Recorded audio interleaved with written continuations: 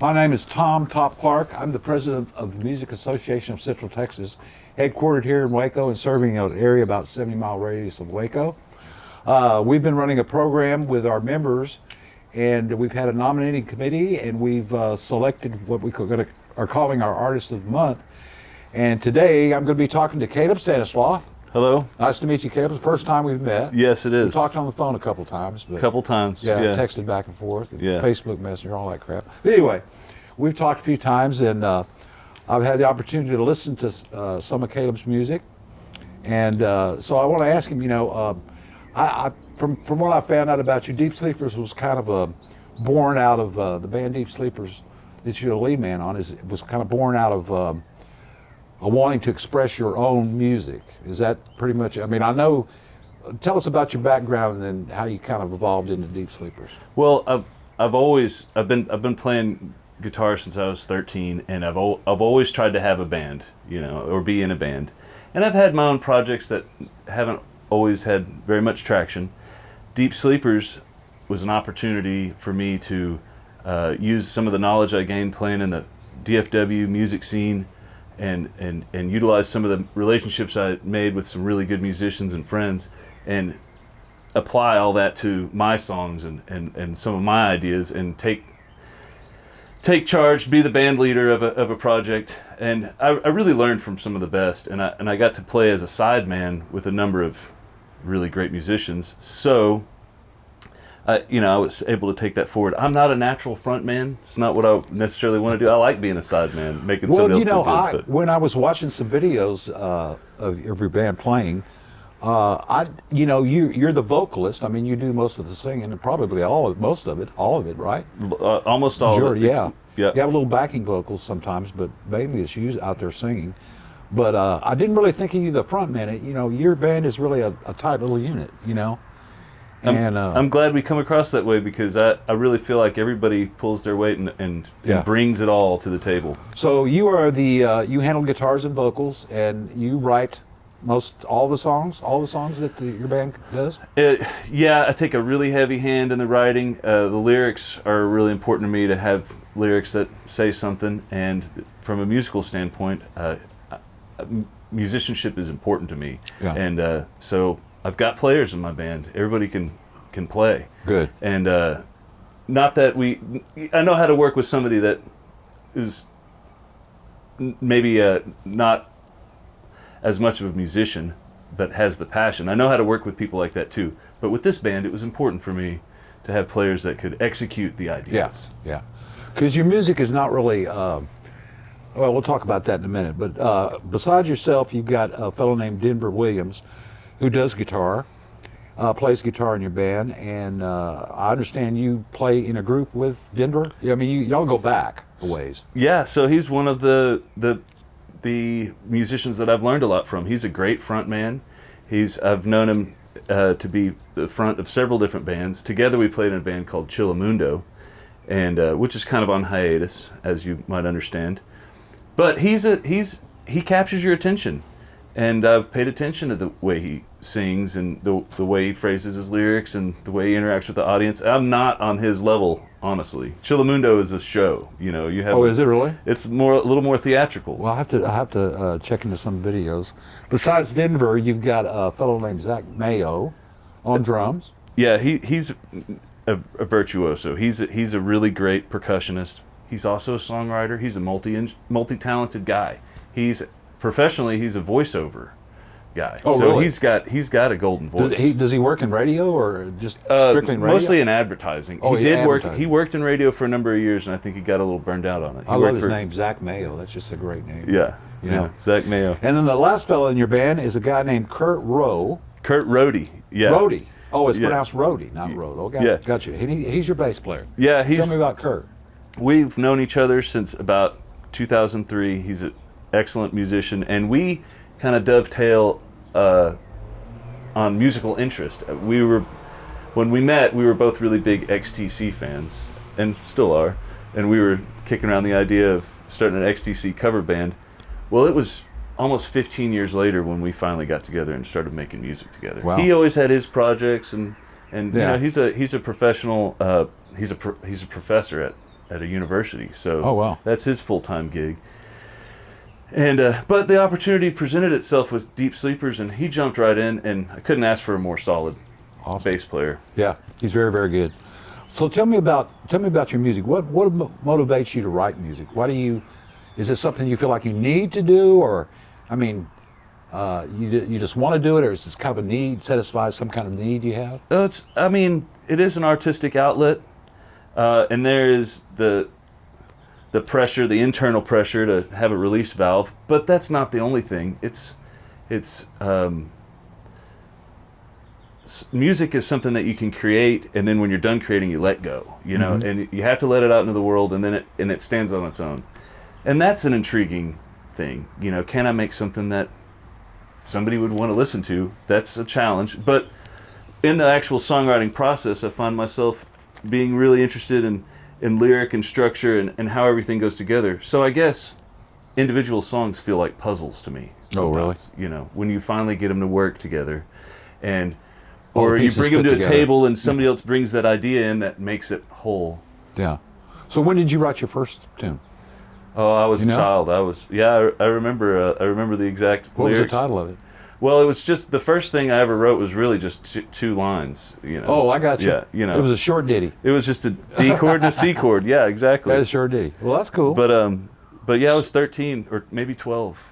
Tell me about kind of what inspires you. I know your music is about a lot of different things. We're going to talk about that in a minute, but what inspires you to create? I mean, what motivates you?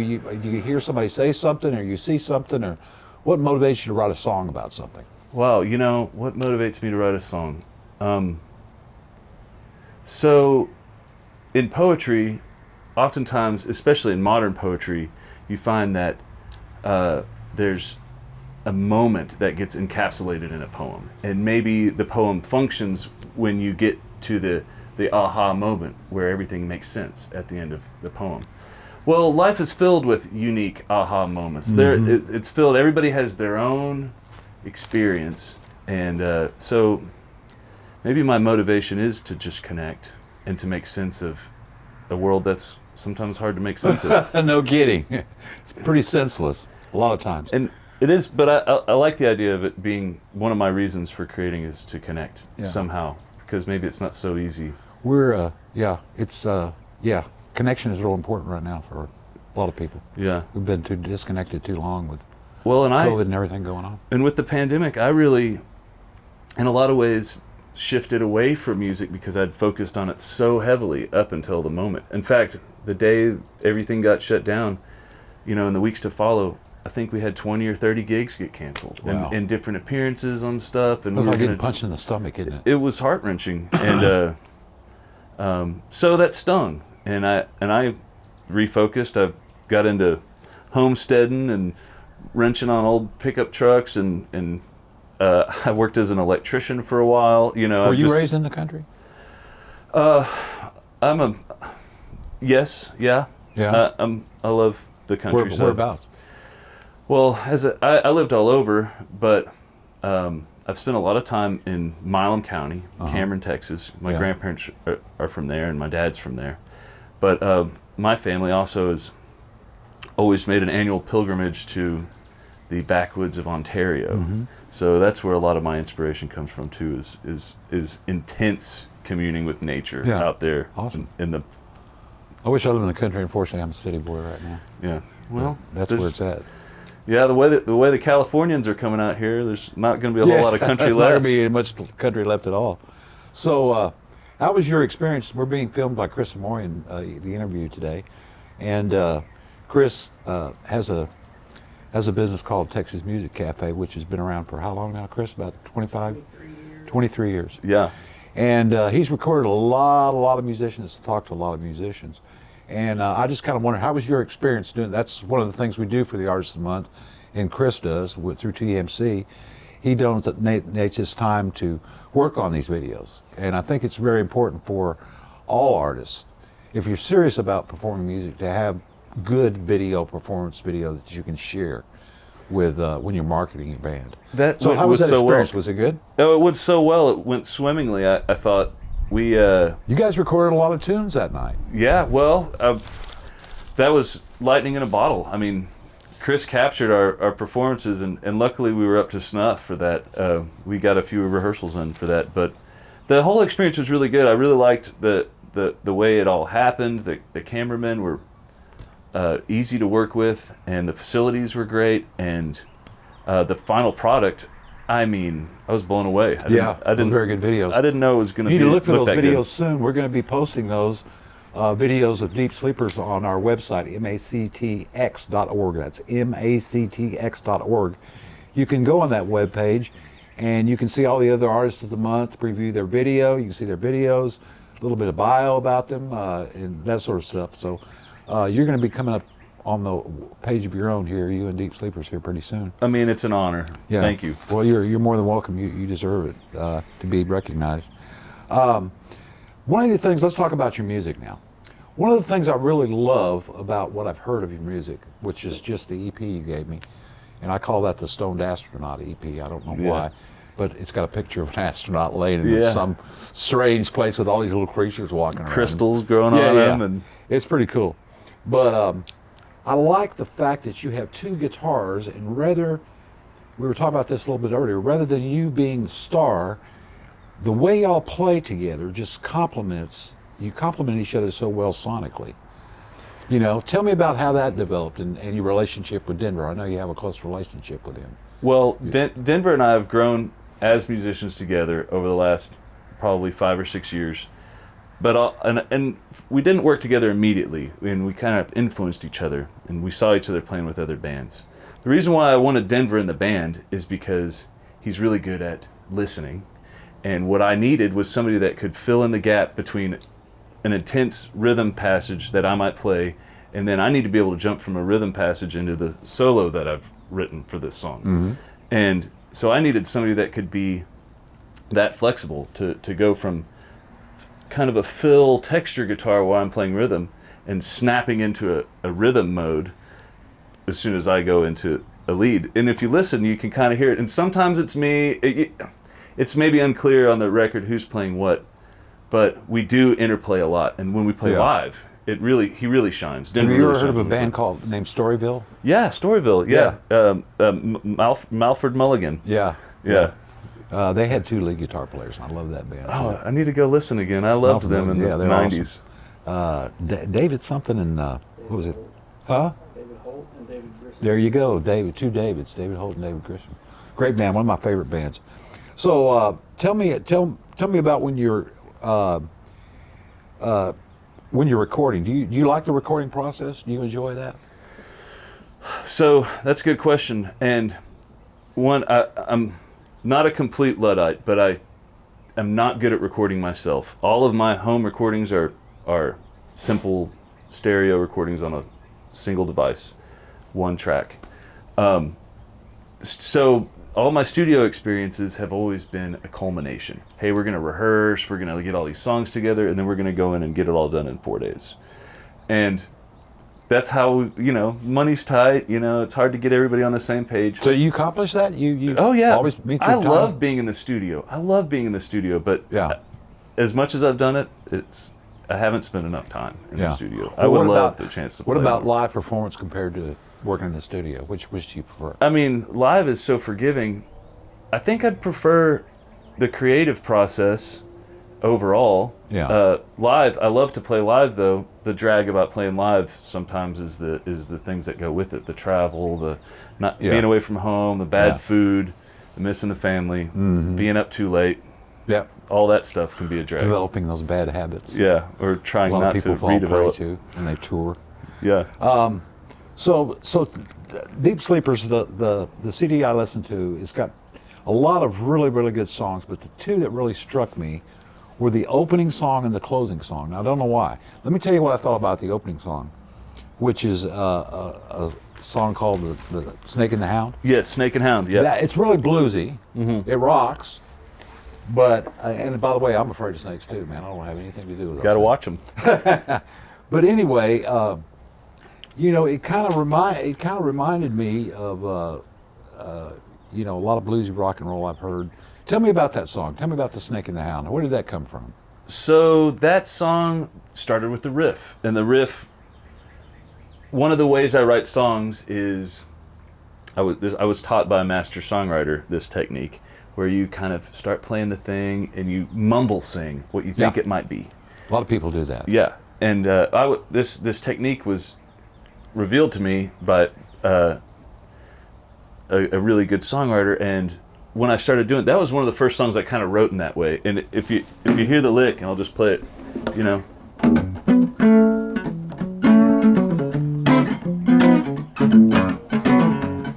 Nice lick, huh? I mean, it sounds like a snake. Yeah, it does, slithering along. And then the I ground. think in that time of my life, see, I'm really interested in metaphor, and the reason why I like that song is because the metaphor really is allowed to bloom. The snake is, it's a snake, but what else is a snake in your life? You know? And so I think maybe there was some negativity that I was trying to characterize. Yeah. Well, things do jump up and bite you, don't they, in life? Yeah, when you least expect it. Yeah, when you least expect it. The other song on the EP is the opening song, and that's a closing song, excuse me, and that's a tune called Legacy, and I was really fascinated. Let me tell you my impressions of that song. That song, and I'm a big fan of this guy, that song sounded like a Dylan tune in a lot of ways. Thank you. Because I'm a big fan of his, and the first thing that hit me is, man, where did this song come from? So, what are you a Dylan fan? Oh yeah, I was listening to a Bob Dylan cassette tape in my truck today. Yeah. His new album, by the way, is fantastic. Rough and Rowdy Ways. You gotta give that a listen. I've heard some Very tracks. good. I really liked Modern Times from a few years back. Oh, yeah, I love that album. It's a great album. It's a great album. But thank you for the compliment. Yeah. I mean, So tell me about Legacy. Tell me. I know what the song's about, but tell the people that are watching this interview what the song's about. so Important message in that song. Legacy. I actually have said it really succinctly in the past, but in a nutshell, it's an expose of everything that's wrong in a way, and it's a frustrated song. Let me start that again. What is that Legacy song about? Well, for me, I think I needed to tell myself these things, and that's where that song started. Mm-hmm. But all the different images, it's very imagistic, right? There's all these images. Yeah. And in my life, I've lived a lot in Milan County. I've seen a lot of those things. The creeks flood and people just throw trash everywhere, and it can be awful, right? Yeah. But it's not just the environment we're abusing. And I don't want to sound preachy, but we can just do better. I think in the end of that song, I make a plea to just try and have something to save to give to the next. I don't remember exactly the line, but you're talking about trash that piles up so high it goes all the way to the moon. Yeah. Put a landfill on the moon. I mean, yeah. And plastic. It started with plastic because I got my band together and we had recorded the song, and we went down into a creek to pick up trash, and all the trash we found was plastic. I mean, that was 99% of it. Plastic bags. We were putting plastic in plastic bags, and it was just a surreal thing, when you start kind of trying to look at it objectively. So Legacy, I mean, it's a frustrated song, and I think we're all frustrated, and we're all fed up, and we don't know how to change, and we want to do better, but we're also lazy, And that was jumped to bite me a lot of times. And we don't put our resources where they need to be a lot of times. But I don't want to sound preachy. I really don't. I think that song is about hope more than anything. That's great. Well, look, I want to ask you one more question, and then I think you have a new album. I do. And unfortunately, I haven't heard it, so we can't talk about that too much. But I do have it in my vehicle, and I'll listen to it as time permits. But I'm going to put my specs on because I need to read this. This is an actual quote that was attributed to you. And you say, "I'm an emotional beast, grappling with that, thinking about it, trying to figure it out. That's pretty much why I write anything." That's still accurate. That's a quote from about 2 or 3 years ago. And so shortly after that, I really confronted my emotional side in a new way. I was a smoker for the time I was about 13 until about 2 years ago. And I'm telling you, I was smoking a lot. And when I finally did quit. I've been quit 2 years almost. Huge thing, something I wanted to do, but I had to relearn how to have emotions, both joy and pain. You know, everything in between. Because the nicotine, what it always did was blunt things. Yeah. So that quote actually has taken on a new life for me. I think I do use music to deal with a hyper-active sense of emotion that I feel like I have, but not having something to blunt it just launched me into the emotional stratosphere, right? Well, you know, you always tend to. I was listening to something today, and it had to do with you know how you get along in the world and everything like that. And it was along the same lines of dealing with things. You know, you need to deal with things because if you don't deal with your demons, they'll get you. You know, music is a great joy for me, and it's one of the only places behind a guitar is one of the only places where I feel like I'm supposed to be. Yeah. And so yeah, I am an emotional beast, but when I have the time and I have the situation to get to play, I mean, I can let a lot of things go. You know. Hey, I want to thank you so much for being with us tonight. You know. Yeah. Caleb Stanislaw, Deep Sleepers. If you get a chance to go out and see them live while things are opening up, do it. You won't be disappointed. I asked Caleb if he would do one song from his new album for us. Since I haven't heard it, he agreed to do that, so I'm going to turn it over to him. This one's called Maggies Song.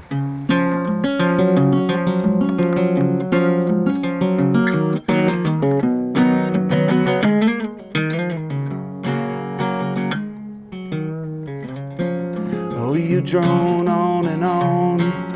It's hard to see it your way. Even when I try, it's hard to understand. I feel like half a man rolling down the highway. Even if I die, chances come and chances go. We are all alone, doing things the hard way. Even when we try, foes are many, friends are few. There's nothing left to do. Surrender to the day, the heartache that is mine, the heartache that is mine. And the times I waited, I'd wait again. And the times I wasted, I'd waste again with you, my friend. I'd wait for you, my friend.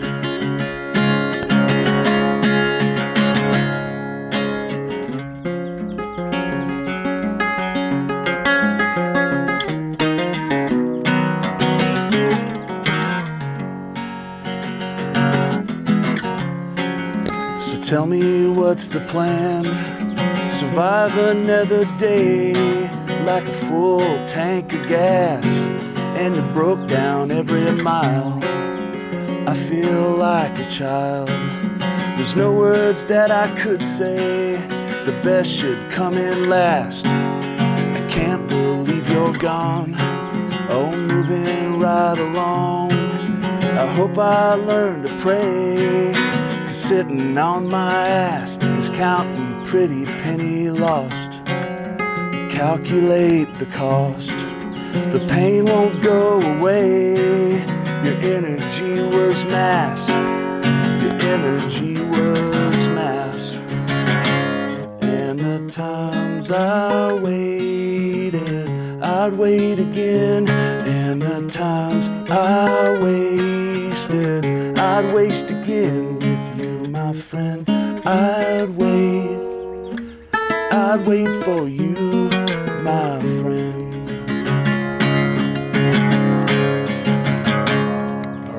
All right, good job. Thank you, Caleb. Thank you all.